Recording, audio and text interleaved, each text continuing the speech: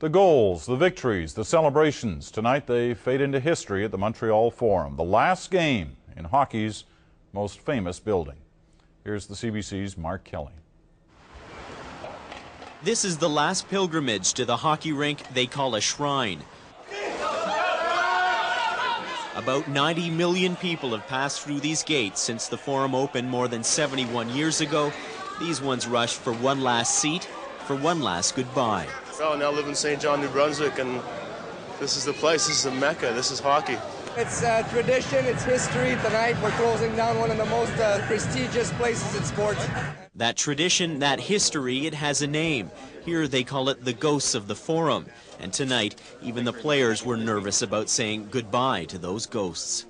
There's so many history in this building, and I think it's one of the most famous in Canada. So I think it's justified that we make a big thing out of it, and it's there's a lot of memories for a lot of people in this place. I had great thrills in Montreal, winning the Stanley Cup and playing my first game here, but you don't close a Forum too many times in a career, so... By week's end, the Canadians will move to their new home, the $230 million Molson Centre.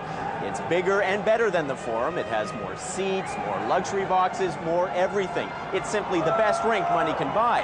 But all that money can't replace all those memories. My dream came true, so... Just ask former Canadian Dickie Moore. He's one of the many hockey legends who have been invited tonight to say farewell to the Forum. And then, you look in this Forum here and you see those 24 banners above you, and you say, I was part of some of those. It's a thrill that nothing can replace. Some came to play, but most, like Gary Wilson and Frank Riccio, came to watch. They've been Forum fans for 50 years.